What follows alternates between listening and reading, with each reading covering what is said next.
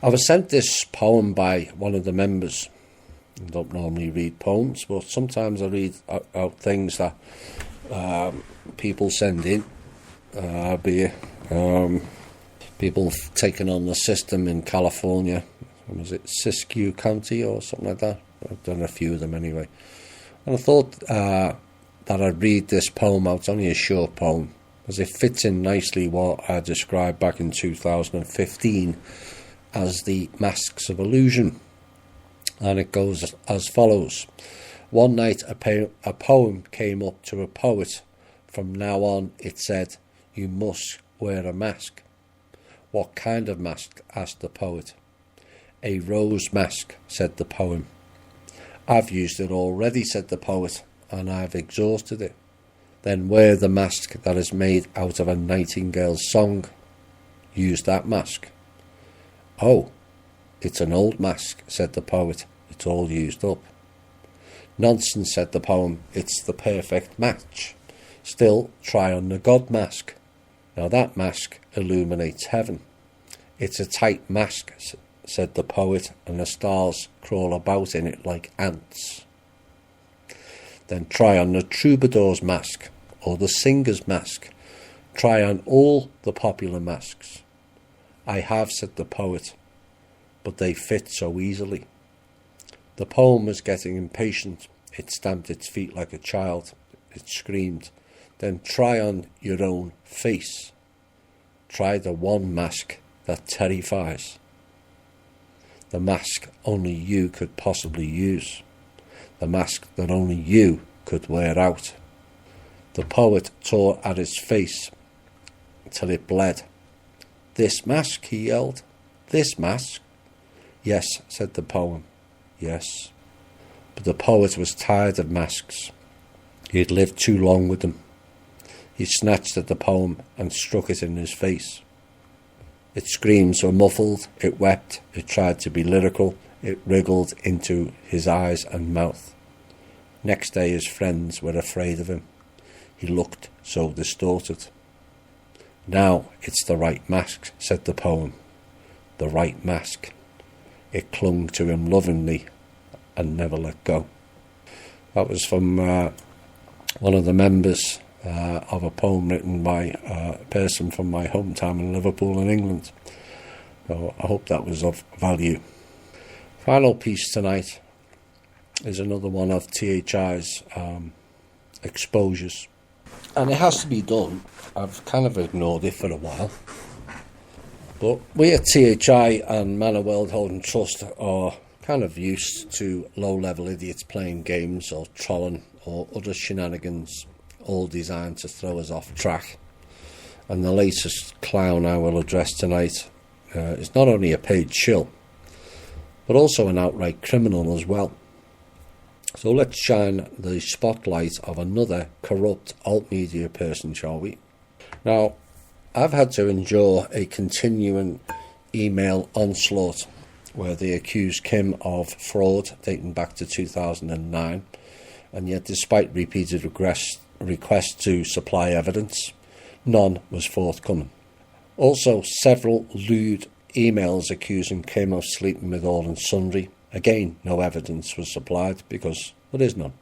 Claims of fraud against me, which again, David Ray, aka Bubba, aka Barry Biggin, refused to provide proof or anything resembling evidence, because there is none.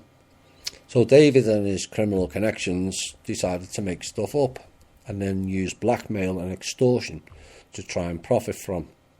Now, like his website, the whistleblowers.info, it also fails to provide any evidence against anyone he's accused on that website.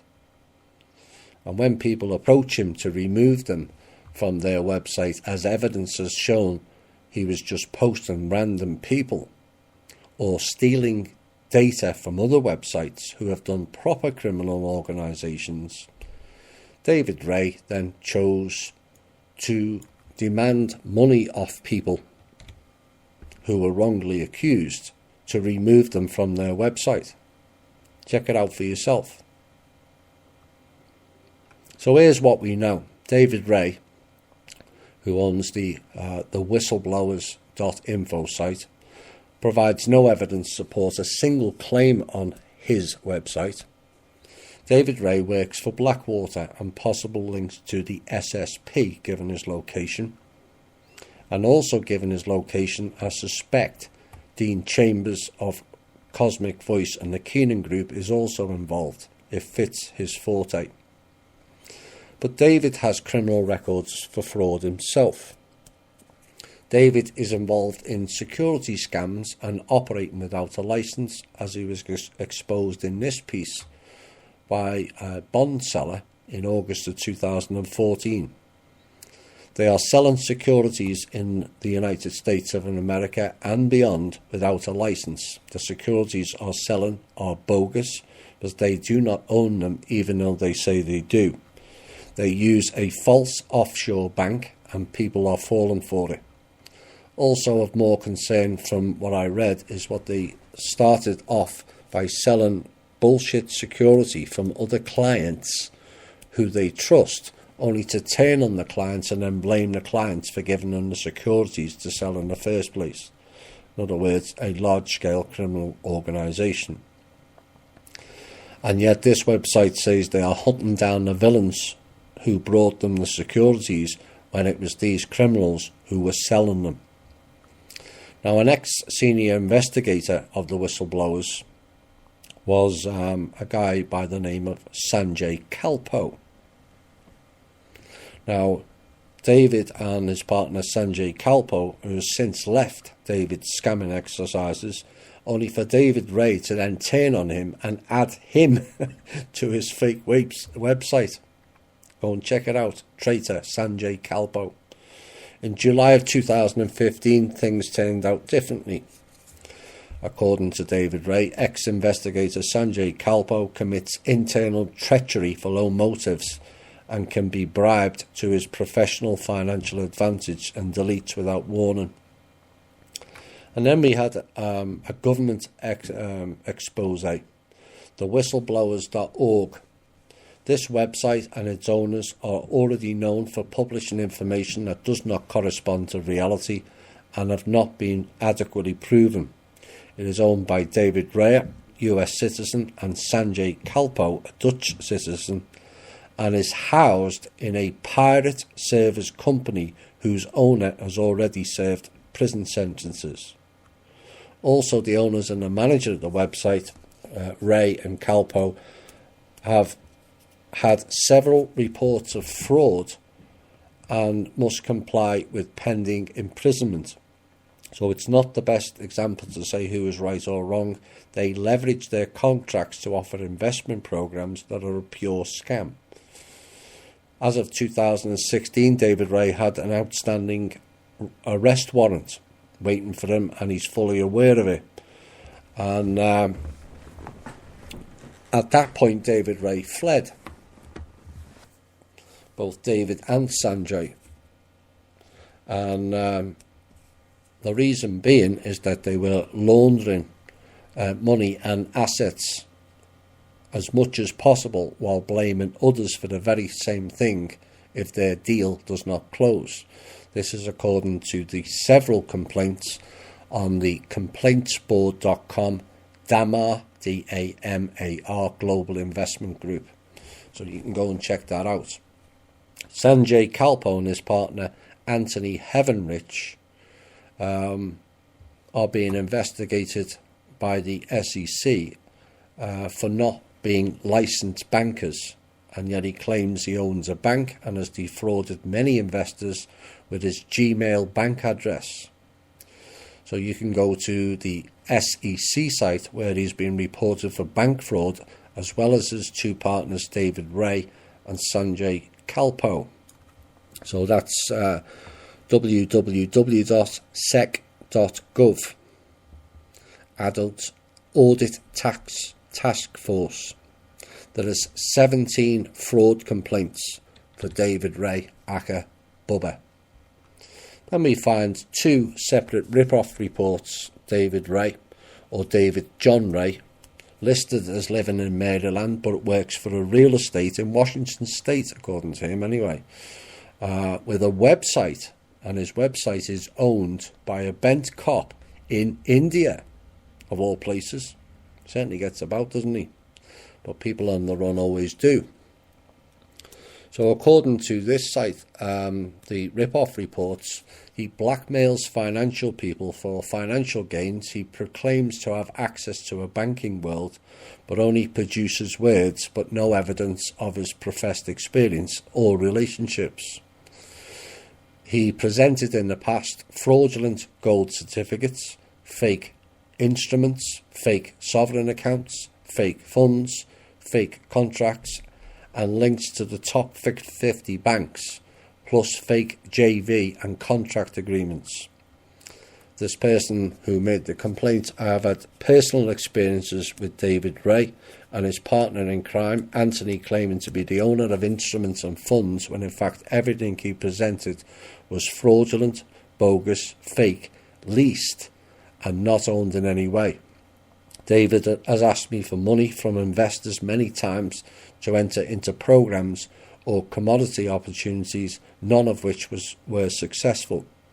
And when it comes time to pay out opportunities, he will in fact make up many excuses, blaming everyone else why the opportunity has not worked, or that the funds were locked up in a court hearing, locked up in a trade opportunity that has been investigated, where in fact there was never an opportunity in the first place. Furthermore, Malaysia Forex Brokerage recently put out a warning.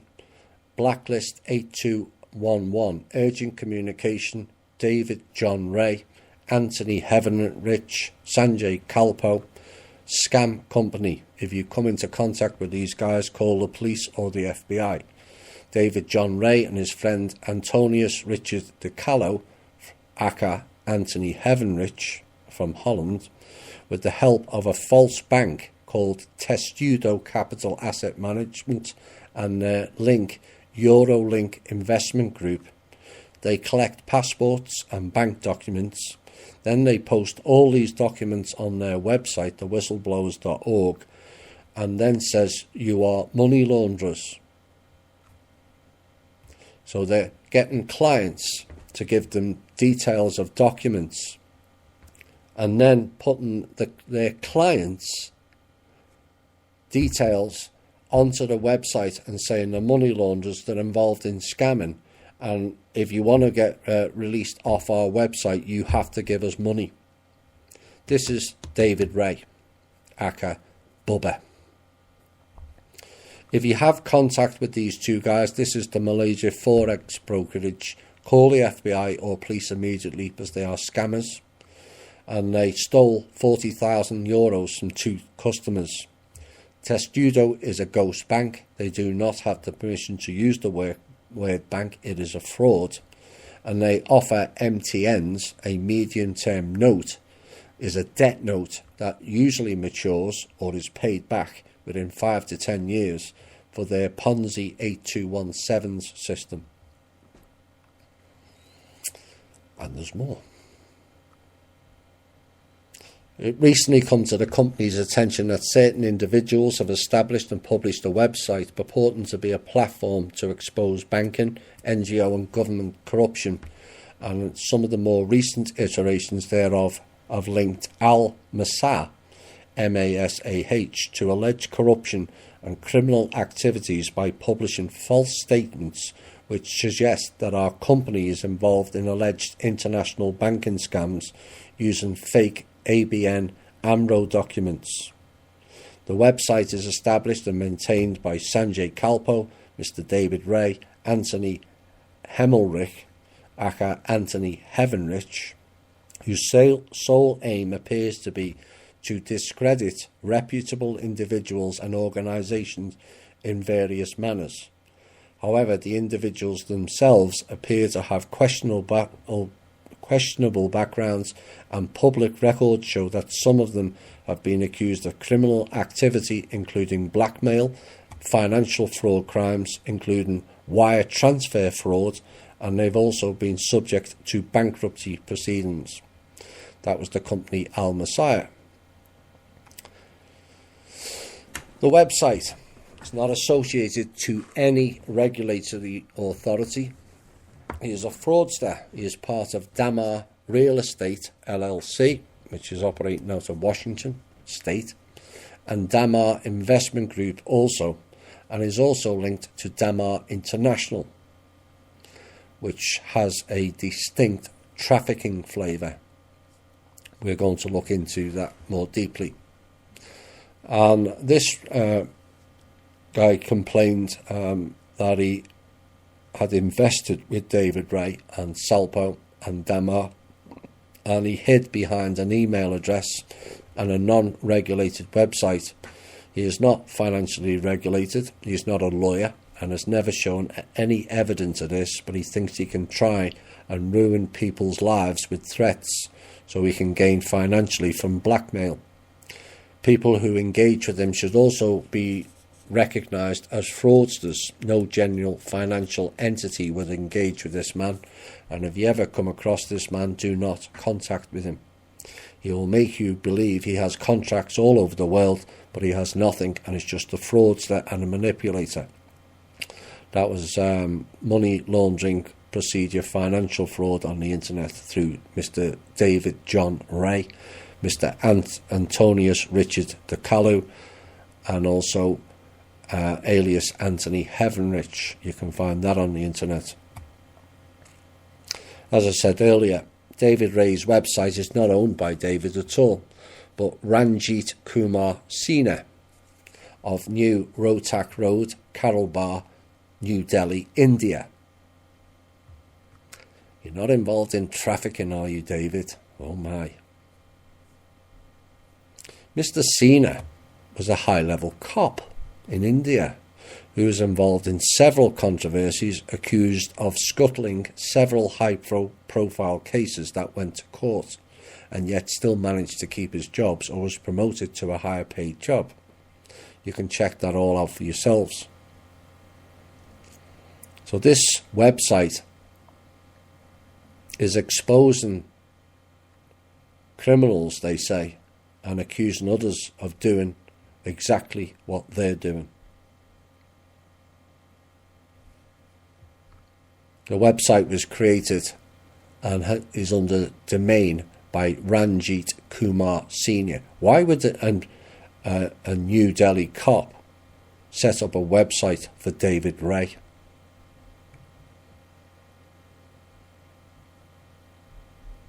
I was also shown and sent evidence that innocent people were posted on his website and gave full proof that they were not the person David Ray and his criminal buddies were exposing, and that they were asking to be removed from the website. David Ray's reply: "Send me money and I will remove you." Several people sent that in. That is blackmail and it's extortion, David Ray. And if you think you're going to do that to us, you've got another thing coming, lad. Still got the hand cream out, David. Jack off. But this is a warning to all in the alt media, and further underlines my assertions that 90% of it is corrupted.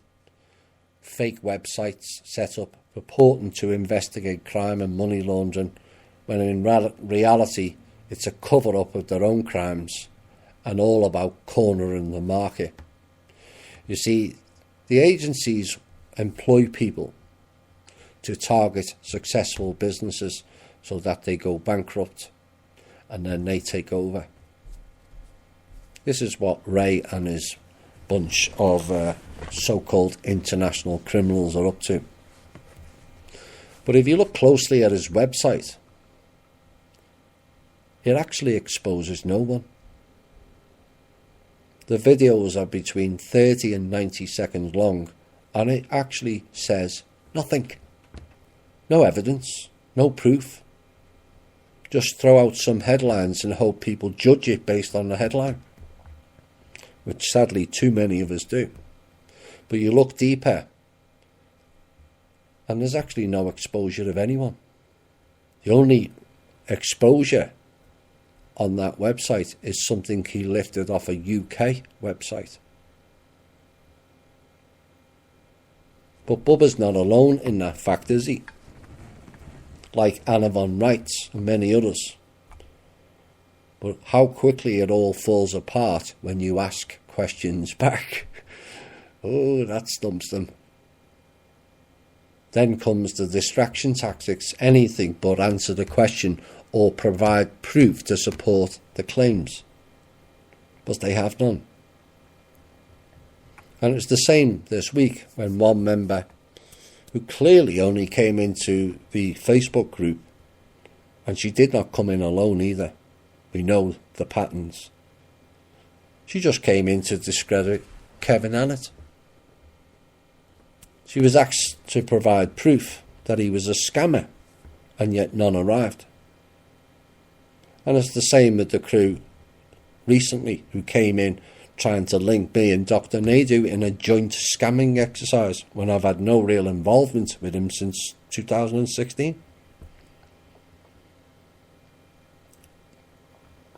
I looked into Dr. Naidu and his money platform, and I've said all along it could have worked.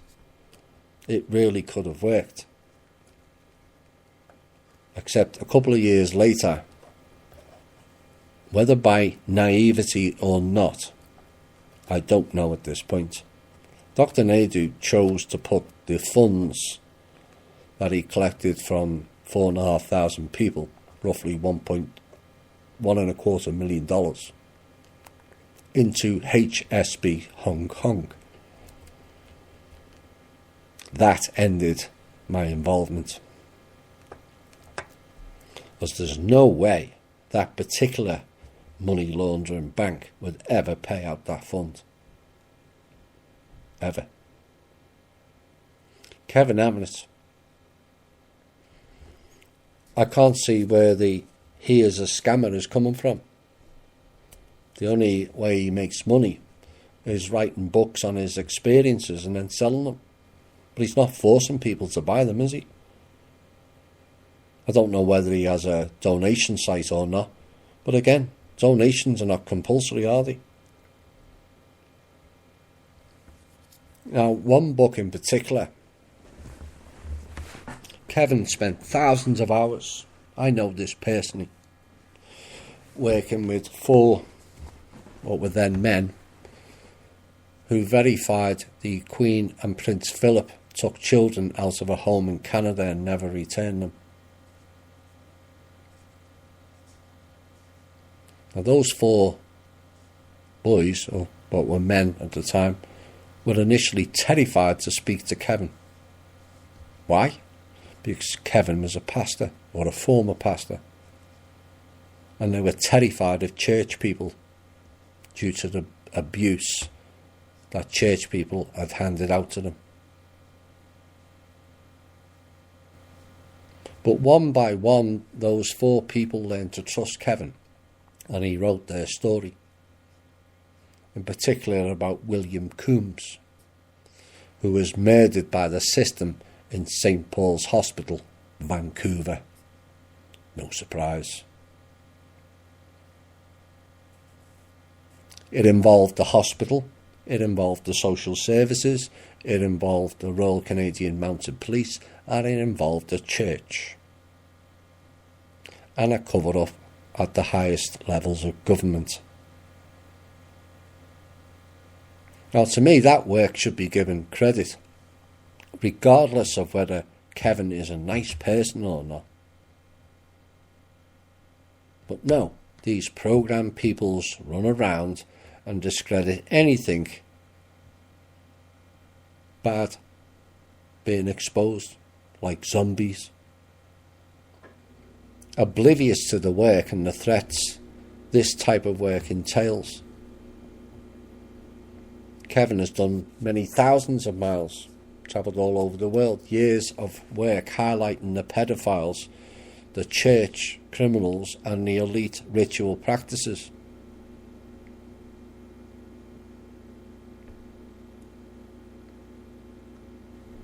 Now that is what I do know and can testify personally about Kevin Annett. And I also know he's had several threats on his life, and his life is severely disrupted also. He was blocked from entering into the UK to speak. Wonder why? Again, these are the facts that I know personally. As for Kevin's personality aspects, again, I met him and he appeared fine to me. Others have complained his behaviour is not good. I wasn't there, so I can't comment on it. I can only go on what I know, and in this case what I saw.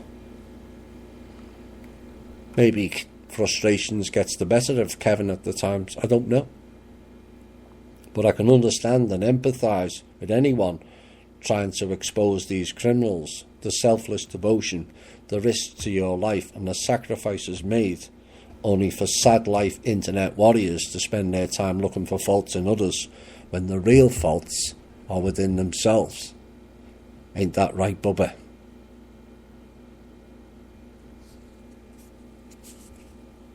It's all too easy to look for faults and discredit.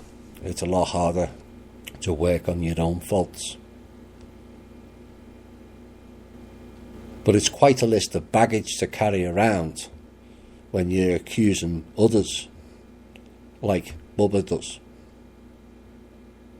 But poor Bubba was given a short straw, you see, by his Blackwater friends to take on and discredit two people who have had a plethora of security reports pulled on both of us to check out our background and see if they can find any sort of dirt. And sadly for them, neither Kim or I had none.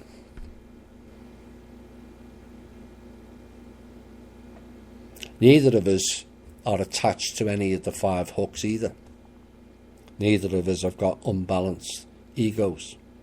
So the authorities have a big problem. How can they discredit or sway people with no easy paths? Simple. They use criminals who have been charged previously to do the dirty work and hoping some of it sticks, in return for a lighter sentence or a deletion of their crimes. Isn't that how it worked, David? You see, we know deeper than you realise.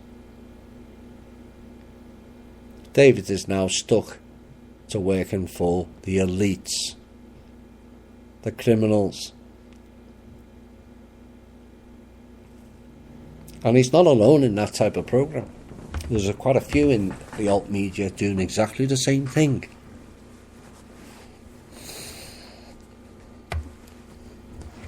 David has delusions of grandeur, you see. It's where you can pull them on the ego. I mix in high circles, he says. You sure do, David. And yet, despite mixing in high circles, you only have 47 listeners. Oops. Such a high-profile international organisation, and you've got 47 listeners. But those high circles, as we all know, David, are criminals. And they are playing you like a puppet. And you are dancing to an unrhythmical tune, David. As a matter of interest, have Blackwater paid you yet? Or was it just a reduced sentence for criminal enterprise? I hope they haven't paid you in dinars. It's like the real high-profile people, David. You won't be getting paid either. But David, like many others, these internet warriors, need help. Projecting false claims onto others is a clear sign of inner mental turmoil within and of themselves. And until he addresses his own failings of really scamming people, the evidence of which I've produced, you can go and check it out for yourself. It's all there. And he has no right to judge anyone. And that just doesn't apply to David either. Most projections on others are inner reflections of themselves, and why it's important we all address our own issues. Your fake website has now been exposed on a real international stage, David. With thousands of listeners, not 47. And you have a choice. Carry on your childlike games or come and be a part of the solution, David. Working for the criminal elites or helping the people. Choose wisely. This has been the Truth, Honour and Integrity Show. My name's Thomas Williams. We're going to play a song for David. Bye for now.